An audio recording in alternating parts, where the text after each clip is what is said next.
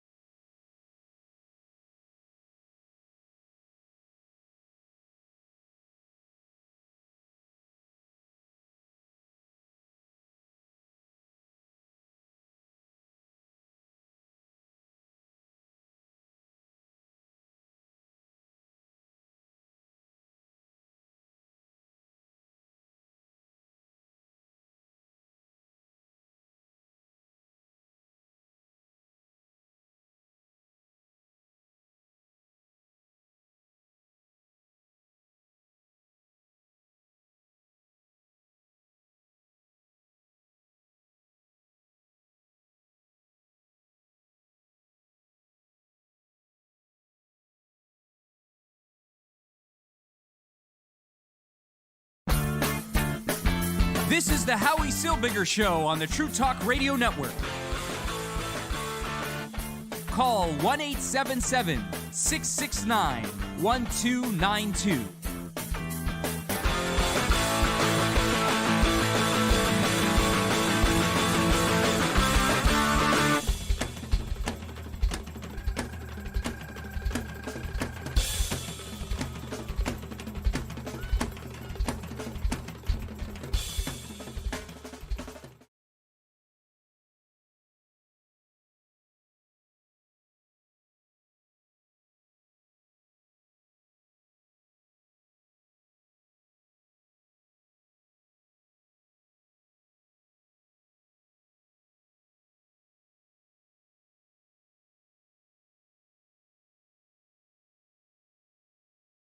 Radio Network. Now, we've been having a little bit of technical difficulties. I know people on the stream probably could hear me now. Maybe. Um, there's a little technical problem. There's a little gremlin going on in the system here. I don't know what it is. We are trying to figure it out. I'm trying to figure it out. But it's a little gremlin in the system that's playing around for audio. I've been playing with the settings for a week already. Still haven't figured it out. So let me repeat that. 1-877-669-1292 is the number to call. This is the Howie Silbiger Show right here on the True Talk Radio Network. Welcome to the program. 1-877-669-1292. It is a very sad and scary day today. In Texas, a school shooting, another school shooting, where 18 students and one adult were killed. An elementary school, little kids, tiny little kids, shot dead in their school. I've been hearing a lot of talk today about gun control, that the solution to the rash of school shootings we've seen since Columbine in 1999, the solution to that is gun control. And I'm just a little perturbed by that conclusion. I'm always a little perturbed by the idea that if we ban guns, all this violence, all this hatred, all this murders will come to an end. It bothers me. It bothers me that we have to turn our schools into fortresses and turn our children into experts on how to hide and how to save themselves in case some wacko walks in with a gun. It kills me to think that there are kids who go to school every single day worried that that's maybe the last day that they go to school or do anything. That there are parents who ship their kids off to school with a slight hint of hesitation in the back of their minds, thinking that maybe this is the final time that their child will leave the house. No parent should have to think that. No child should be afraid to go to school. So we talk about gun control, but that's not the solution. That's definitely not the solution. We are living in a time of moral decay. We are living in a time where morality has dropped to nothing. where you could turn on the television or stream off some streaming service and see any kind of perversion that you want to see. Anything that possibly dream of is now readily available to be seen at any time on demand. And don't think that because you're not a CD person, you're not watching the stuff, that nobody's watching the stuff. There are people watching the stuff. There are people watching it and taking it seriously. And there are people who are influenced by it. Not long ago, we're talking about 30 years ago, a man got up and shot the President of the United States, Ronald Reagan. He was influenced by a book, The Catcher in the Rye. And his desire, his perverse desire to impress Jodie Foster, an actress. There are nutcases out there. That's for that you can take for granted. But when we glorify violence and we glorify death and we make no big deal about it, any television show you watch today, any movie that you watch today, there could be hundreds and hundreds and hundreds of people dying. And nobody seems to care that these people died. Nobody laments the lives that they lived. Nobody shows the pain and suffering that families go through when loved ones die. It's just, oh, he's a bad guy. Shoot him. He's dead. Oh well, move on. And generations of children who grow up understanding that life means nothing. And it means nothing not only because media tells us it means nothing, not only because movies and television tell us it means nothing, but morality in the world has gone away too. There is no moral fabric in the world anymore. There's no moral floor. There's no moral ceiling. Morality doesn't exist. In fact, if you say the word religion or morality in today's world, you're shunned and ridiculed and laughed at. You're told you're a dinosaur. You're told that you're living in the Stone Age. And that today we're a free society, not shackled by the bonds of religion or by the bonds of any moral code. We could do what we want. We don't have to follow science. We don't have to follow biology. We don't have to follow anything. There's no moral box that we live in anymore. Now, I'm not saying we should go back to the Puritan way of life, but you have to recall that history does repeat itself, and it's quite obvious that history is now repeating itself. So in the 1950s, we had some semblance of morality, some respect for religion. In the 1960s, we kind of shunned that. In the 1970s, we got rid of it. In the 1980s, it didn't exist anymore. The money became the new god. We saw this before. We saw this during the Renaissance periods in the 1400s. And what happened at the end of the Renaissance? Does anybody remember? Because history tends to repeat itself. What happened was morality came rolling back in like a steamroller. And religion took over like a steamroller. And people went back to the way it was during the Puritan era. So we can't find a happy median. And that's the problem. So the problem isn't that there's a proliferation of guns. That doesn't help the cause. The problem is that we have a society where there's no moral value. There's no value to life. That people don't care. And people don't have any concept of what's right and what's wrong anymore. Because what was right became wrong, and what was wrong became right. We're living in an upside-down, turned-over world. How do we fix this is the question. When we look at a tragedy like the Texas school shooting today, what do we do to fix this problem? Now, many will blame it on the illegals coming in, the immigrants coming in, and the country letting anybody into the country without vetting them, without even caring who they are. That's also part of the problem. So there's a lot of pieces to this problem. How do we solve this? What do we do to protect ourselves? So we can build fortresses, and that's what we've been doing. We've been turning our schools into castles with buzzers and guards and bulletproof windows and lockdown procedures and active shooter procedures and special bells and police that respond in 13 seconds. A couple of days ago, I was leaving the school, and I accidentally, or somehow, the panic button got pushed. And within 8 seconds after I locked the door and walked out of the building, there were 3 cop cars that came screaming up to the building. They came from everywhere. Everywhere I looked, there was a police car. And the cops get out of the car with their guns drawn. They were ready. Is this really the world we want to live in? I'm glad the police had such quick response. But when you think, why was there such quick response to an elementary school panic button? You have to imagine that these police officers were thinking they were entering into a active shooting situation.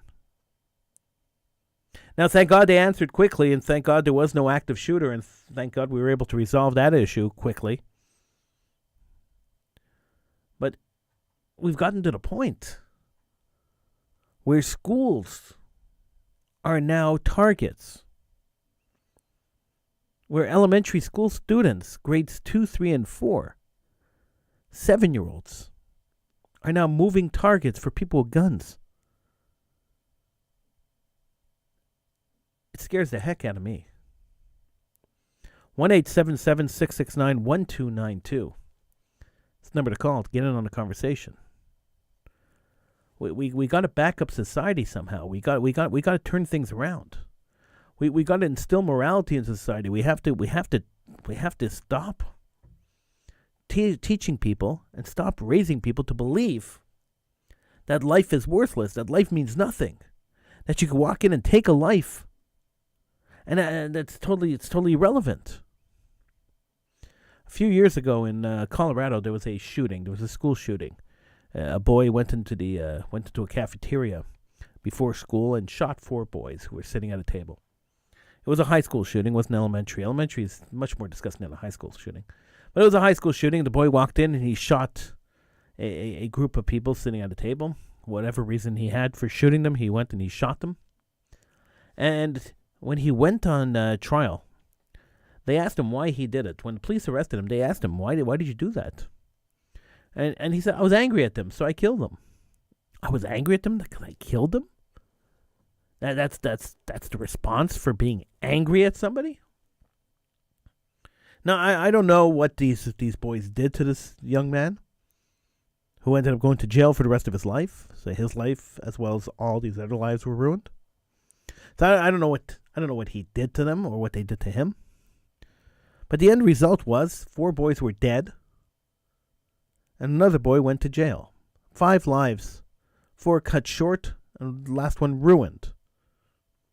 And all their families' lives ruined because he was angry at them. We have to find a way to look at our children, to look at the young, and to figure out who's at risk and try to get them help. Sure, mental illness is a big part of this, and we really got to find a way to resolve this. It's crazy. Every 2 weeks, every 3 weeks, we hear about a shooting in a school.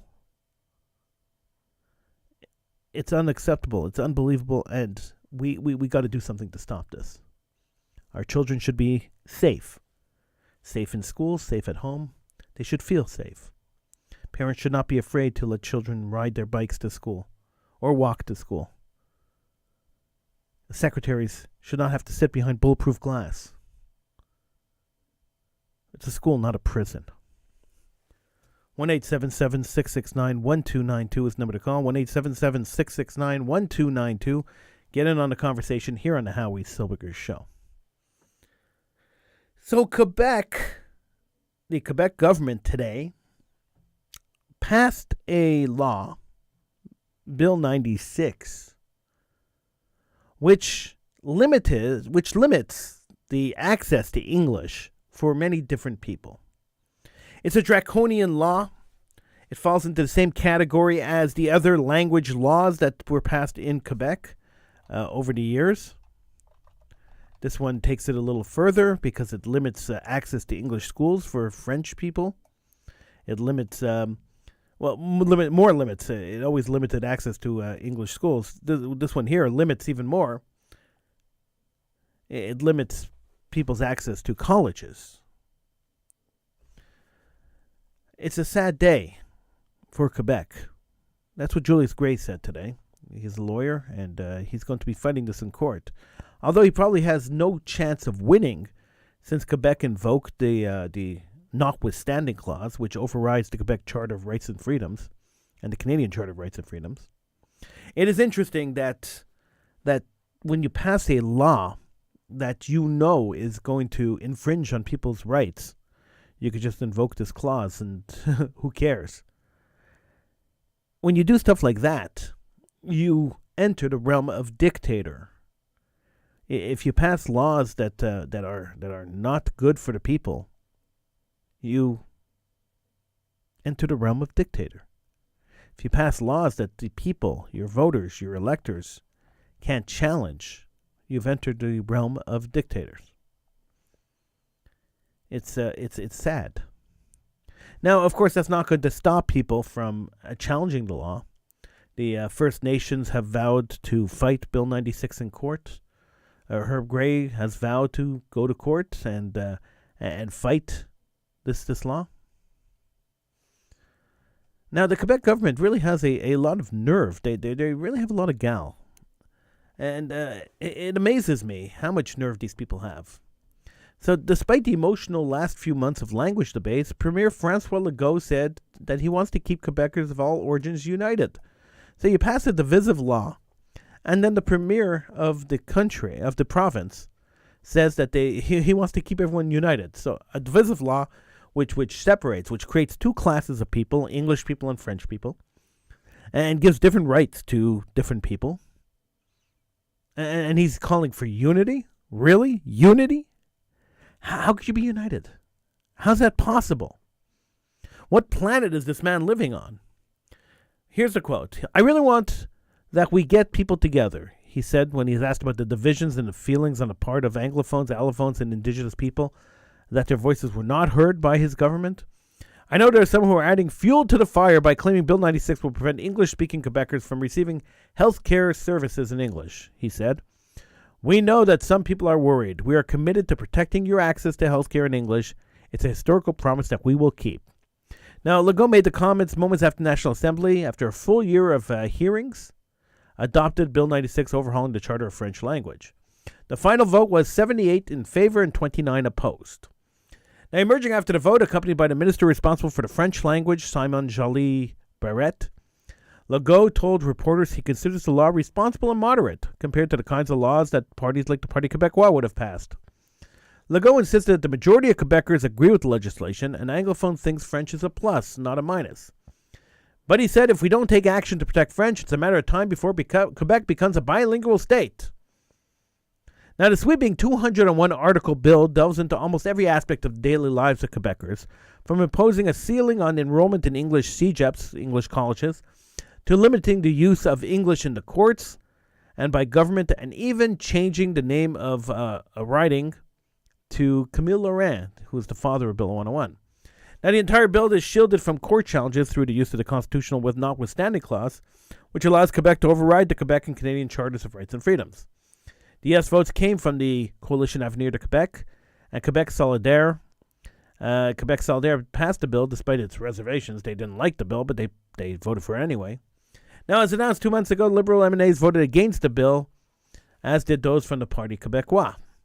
Now, the Liberals in the PQ opposed the bill for completely different reasons. While the Liberals said Bill 96 goes too far and tramples the right of minorities, the PQ says it doesn't go far enough to protect the French.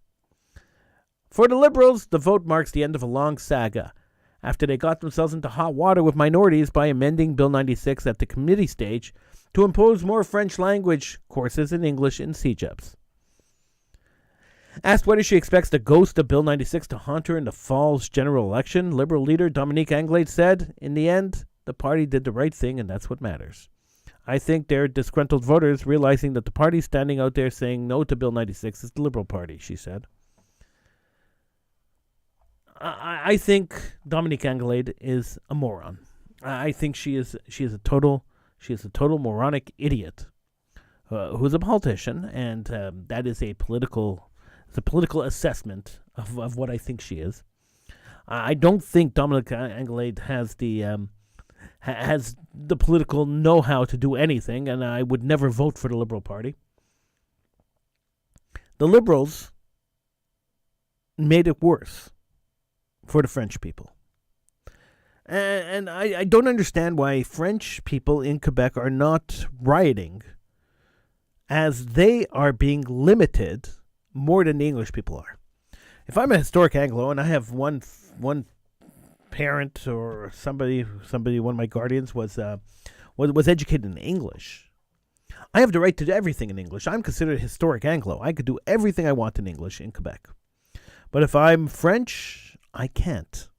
If I'm an English person, I can be perfectly bilingual. I could work in Canada, I could work in the United States, I could do international trade, I could do whatever I want. I have full access to the entire world. Unfortunately, Quebec is not giving that access to their children. Imagine the biggest fear of the Quebec government right now is that Quebec is becoming bilingual. Now, most countries, most people, most areas of land where people are living would consider the knowledge of more than one language an asset, not a detriment. Being bilingual, it was always an asset. It always opens up doors for you. It always allows you to communicate. Communication is key, especially now in the age of the internet. Communication and the internet and languages in English. Communication is key. Stopping your children from communicating, stopping your children from being citizens of the world is living in the 1930s. You can't stop progress, and legislating progress is legislating to stop progress seems draconian. So you want to talk about draconian laws? Bill 96 is a draconian law. It dates back to a time where people were very tribalistic. That time does not exist anymore. Now, maybe it's unfortunate that time doesn't exist anymore. Maybe there is some kind of benefit to being tribalistic. I don't know. But Bill 96 is not going to recreate that. It's just going to cause resentment to young French people who want to get an education in a language that will allow them to make money around the world. And they won't be able to do that. It's going to cause resentment. It's going to cause pain and heartache for people who are ambitious, who want to open businesses, but are unilingual and won't be able to communicate to do business. It's a sad day in Quebec, as the Quebec government once again punishes their people and tries to destroy their province for the simple poor excuse of preserving their language. Let me tell you something. If your culture is important to you, you teach it to your children. We see that time and time again with every culture. You see that with Greeks, where Greek children learn English. They learn French in Quebec. They learn English, French, and Greek. You see it with Italians, where they learn English, French, and Italian. You see it with Jews. They learn English, French, and Hebrew. You see it in all the different cultures, all the different minority cultures, all the different immigrant cultures. You see that they preserve their traditions. So Jews will have a Shabbat meal. They will celebrate holidays. They will build synagogues and pray, because that is their culture. Islamic people will celebrate, will fast on Ramadan, and they'll celebrate Eid, and they'll go to the mosque to pray, because that is their culture. Italians will do what they do, and everybody will do what they do because that's their culture, and they teach their children, and they pass it on from generation to generation. Third and fourth and fifth generation Muslims, and third and fourth generation Jews, and third and fourth generation Catholics all follow their traditions simply because their parents said it was important and passed it on to them and taught them what they had to do. If French is such an important aspect of Quebec, then Quebec people should be teaching their children French and French culture and the culture of Quebec. And that will be passed on from generation to generation. So it will never get lost. The only way it gets lost is if people reject it. If French people, French children, reject it and rebel against it.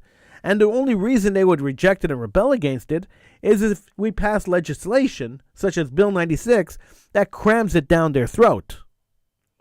I don't know about you, but in my experience working with young people, if you cram it down their throat, they are never going to respect it and they are never going to follow it. In order to make them respect it and follow it, you have to present it to them in a way that's respectful to them.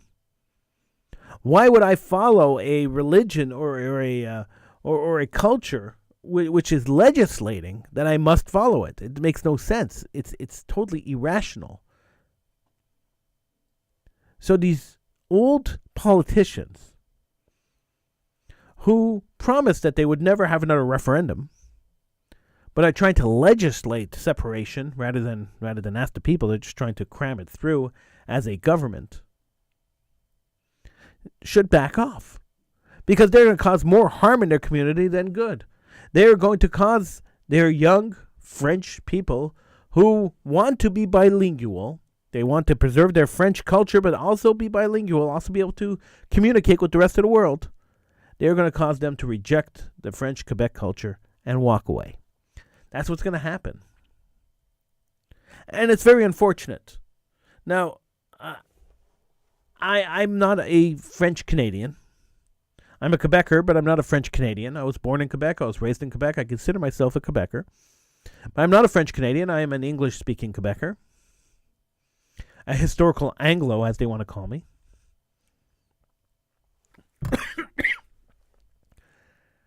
And I'm almost embarrassed by this law, because I feel bad for the poor French people who are being punished by it. It's not right. And we must stand up for the people who are being oppressed. Now, I never thought when I spoke to people, I never thought English people were ever oppressed by the language laws in Quebec. I always knew that it was the French people who were oppressed. And I always felt bad for the French people. And every time I vocalized that, I think it's French people who get the short end of the stick by their government, because they're the ones being forced to be unilingual. I could be perfectly bilingual, which I am. And other people could be perfectly bilingual, who are historic Anglos. And I could work in a French environment, and I could work in an English environment, and I could speak to somebody in French and somebody in English with no problem. I could switch back and forth with no issue at all. But a French person can't. Who has the advantage, me or them? But I guess that might be the point. The point might be that Quebec wants to keep young people in Quebec. They want to lock them into the province and say, we're a French province, you must stay here. Quebec is trying to make themselves more French than France. Even France has bilingual signs. Even France allows people to learn English and consider it an asset, because when you have tourists coming in from countries that speak English, it's always nice to serve them. Always nice to be nice to them. Everywhere except for in Quebec. 1-877-669-1292 is the number to call. 1-877-669-1292. Are you outraged by this law, by the Bill 96? We went over it a few days ago. We went over some of the highlights of Bill 96. You're not going to be able to have a judge in English. The law changes the criteria for judges and says that trials do not have to be held in English. They could be held with a translator, but the trial could be held in French. So you could be up on trial, or you could be suing someone, and if you don't speak French, you're out of luck. The proceeding will go on in a language that you do not understand. You could, this law here makes me almost as angry as Bill 21, which banned the use of the public display of religious symbols when you work for the government, when you work for as a teacher or as a lawyer or as a judge or a police officer. This kind of discrimination is disgusting and should be opposed all around, but it's not. And because there's an election coming up, the liberals who pander to the English community, even though they never do anything to benefit the English community. In fact, they work against the English community most of the time. They want the English vote, which they historically get. So they pandered, and this time here they knew that this law was going to pass because Quebec Solidaire and the CAQ were voting for it, so they knew this law was going to pass. So the Liberals decided to pander to the English community, and after putting amendments into this law, which are more draconian than the original law was, in fact, the Coalition Avenir de Quebec, the governing party of Quebec, didn't want to touch the college system. It wasn't included in the law.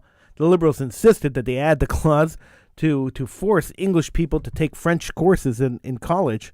That wasn't part of the original law. That was an amendment put in by the Liberals. The Liberals passed harsher, much harsher laws around language than the Parti Québécois ever did. And yet the English people somehow always vote for the Liberals. I don't get it. The same way I don't get why Jews vote for the Democrats in the States, I don't get why English people vote for the Liberals in Quebec. These parties work against the best interest of the people voting for them, and then around the election time they start pandering to them, like the Liberal Party did today, by voting against this law that was guaranteed to pass anyway. So their vote for it or against it was kind of useless, didn't really matter. But now they could use it as a campaign thing, saying, "Hey, look, we voted against it. We were opposed to it." They're full of it, and we should all realize they're full of it. And everybody should point out to every liberal candidate that the Liberals took active interest in this law.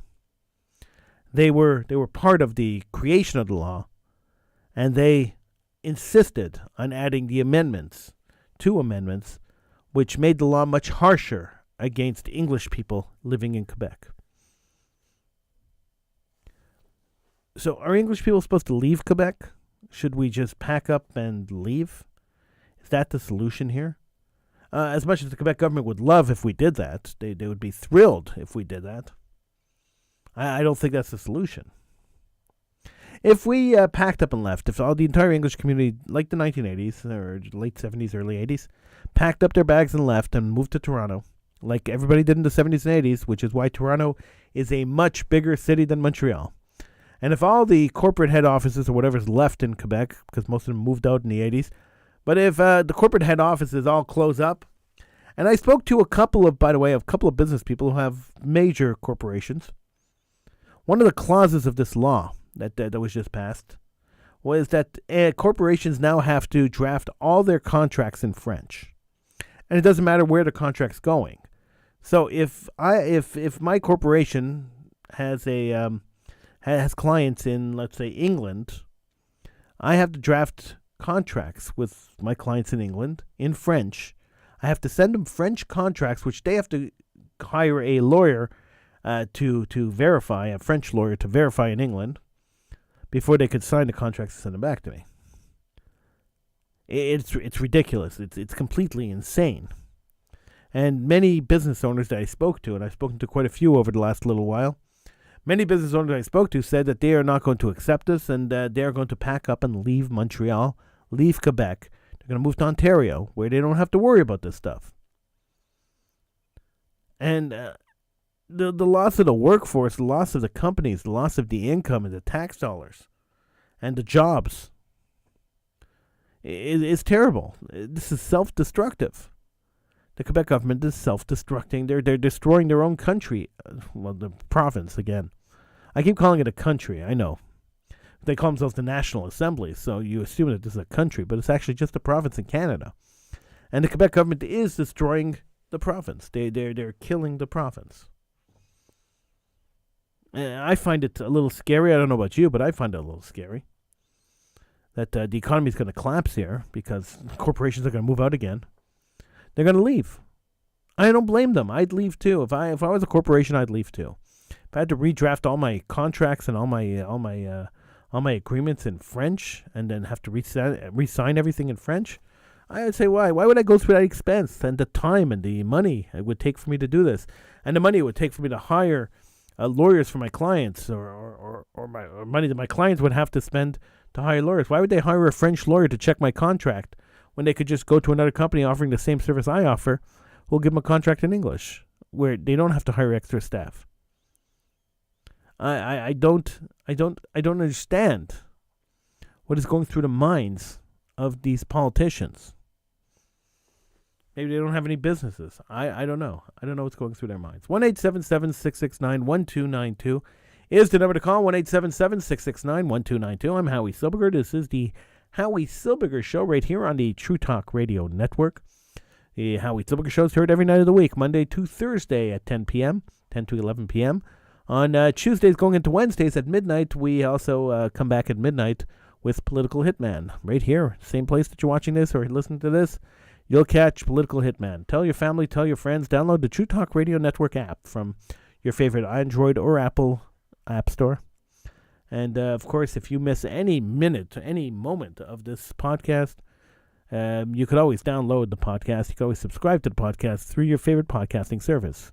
I think we're linked to everything, including Apple Music and Spotify. So feel free to sign up and to listen to the Howie Silbiger Show anywhere you are.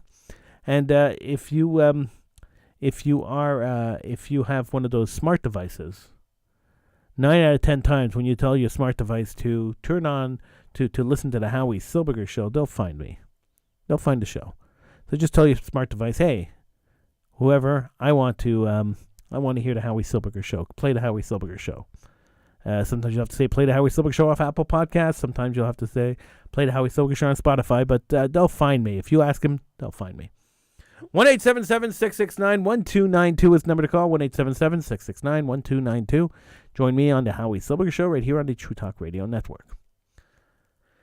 Another clause in this Bill 96, another problem with Bill 96 that's potentially going to destroy the world, destroy everything that we've known and everything we will know, is the new bill now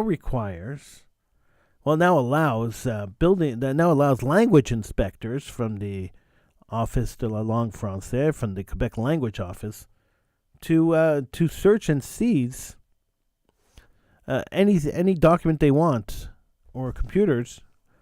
They have a right to search without a warrant any computers in any business in Quebec. So they could just walk in, no warrant, and say, we want to see your business files. We want to be able to look at that.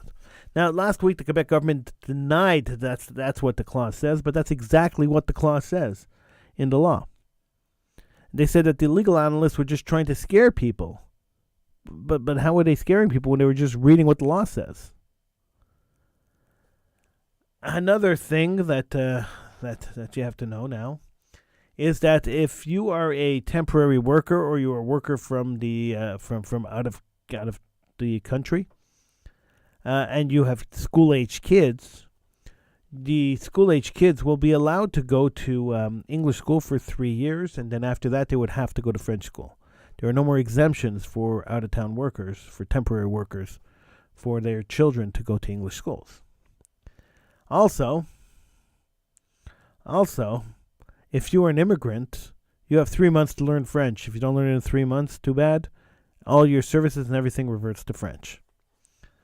So we're not making it welcoming here for people who come into work, for specialized workers who come into work. We're not making it easy for immigrants, even though we want immigrants to come and we want to be a society that welcomes immigrants. We're not really welcoming immigrants, and we're making life very difficult for everybody. But that's the way Quebec does things. They make things difficult for everybody for no reason. And then they go and they complain that they are oppressed, that Quebec people are oppressed, and the Quebec people are not on equal grounds with everyone else. How could you be on equal grounds with everyone else when you think you're superior, and you have the superiority complex, and everybody else has to be inferior to you? How could you be on equal grounds with anybody? Why would anybody put you on equal ground?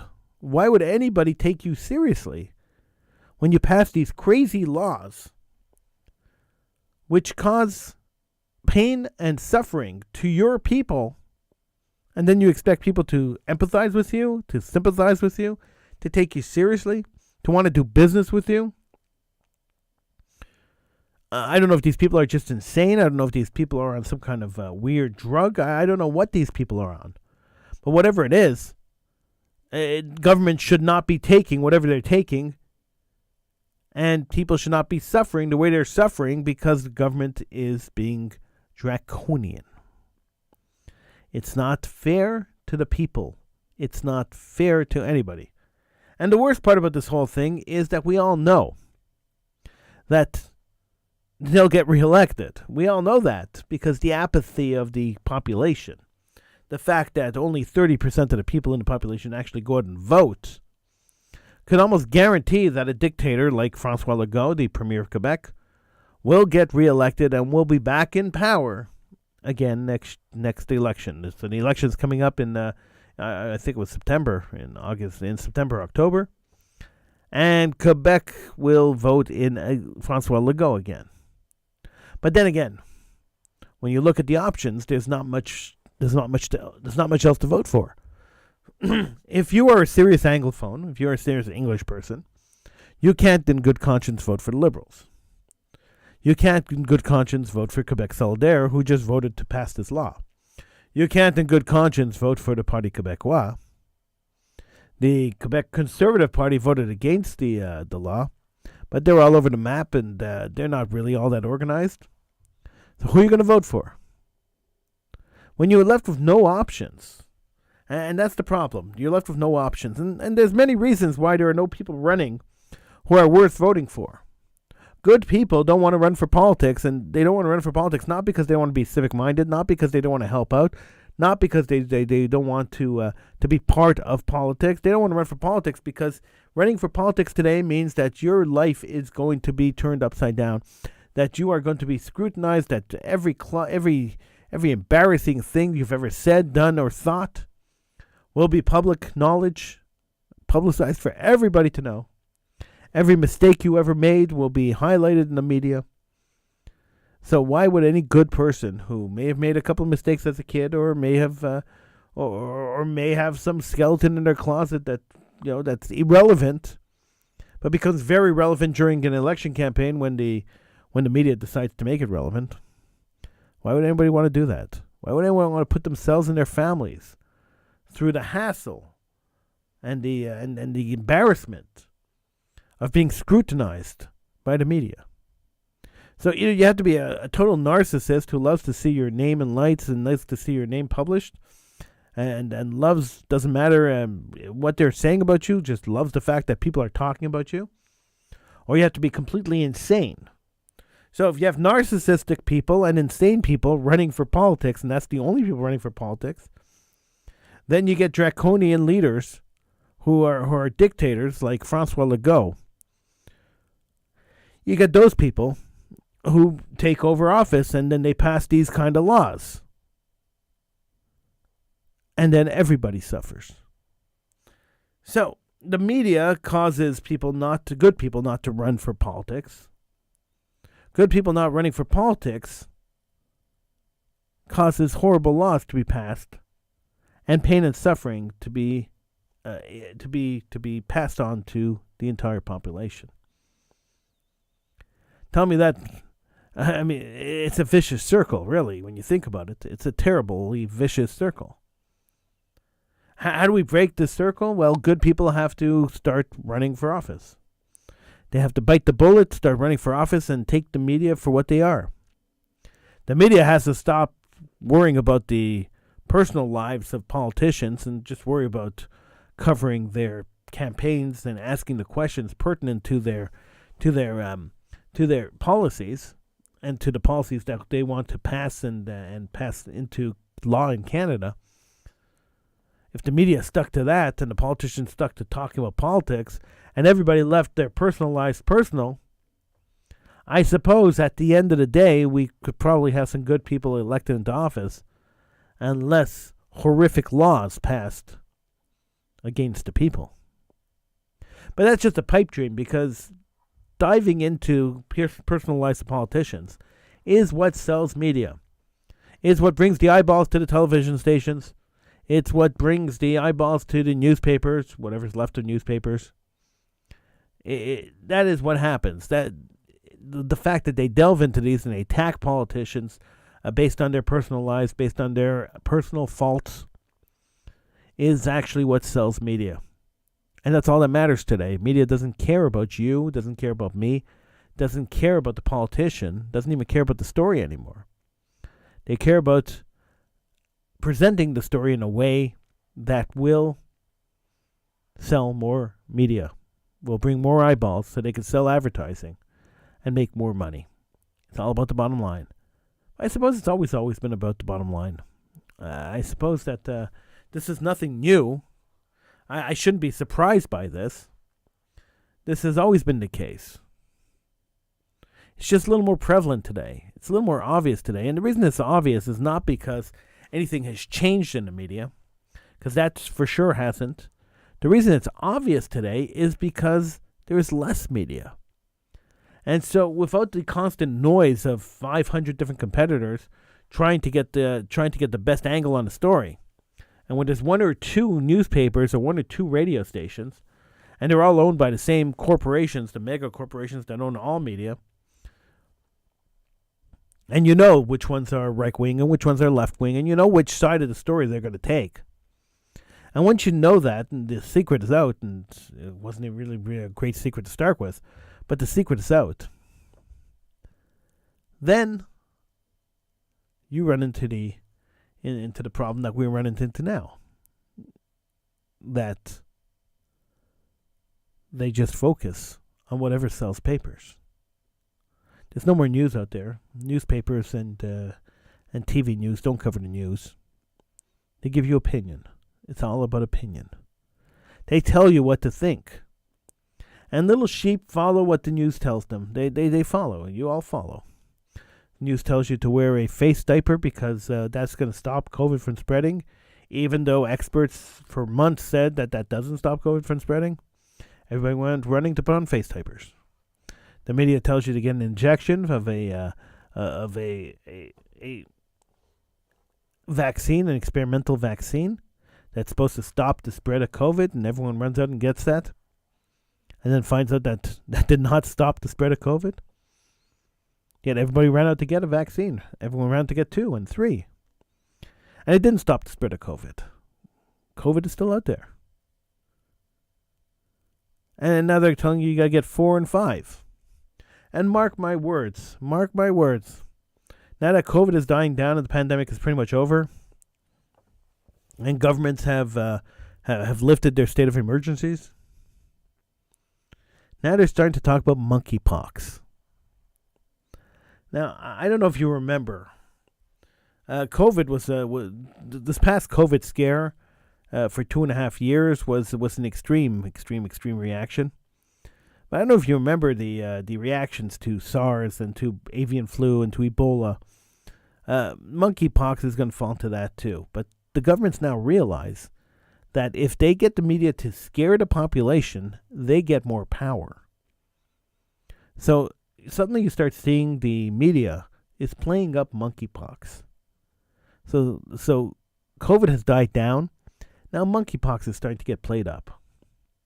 And don't be surprised if governments start talking seriously about monkeypox vaccines. I just saw an article yesterday saying that the United States will share with Canada millions of monkeypox vaccines. And then next, they'll tell you that monkeypox is passed through I don't know, sneezing or touching or whatever, and they're going to ask you to wear gloves or wear masks again. And then maybe 1 or 2 people are going to die of monkeypox, and then they're going to tell you to isolate in your homes and close your schools and close your businesses because they saw it work the first time. And governments, as much as we love governments, as we could see by the passage of this bill, governments like playing God, like controlling your lives in any way possible. So monkeypox is the next excuse to control your life. And when monkeypox proves to be nothing, which it will, there'll be the next disease to come along, and the next public health scare, and so on and so on and so on. The population, once you give up your rights so voluntarily, it is very hard to get the government to back off. I know it's a scary prospect. If you think about it, it's very scary. But that is the truth. It's an unfortunate truth, but it is the truth. And if you find it scary, and I know it is quite scary. If you find it scary, you're not the only one. It is quite scary. It is crazy scary that the government has so much control over the media and so much control over us. That the media has so much control over the population. But it's always been the case. I mean, how do you think Hitler got 30 million people to join him on his quest to destroy the Jewish people? He manipulated them through the media. Media is very, very, very powerful. And if you don't understand how it works, and you don't see through the garbage that they feed you, then you end up doing things and believing in things that you never, as a rational person, would ever believe in or think of. That is the danger of the media and abuse of the media. And the government abuses the media, and the media allows them, because the government gives the media money. So the media becomes the government spokesperson.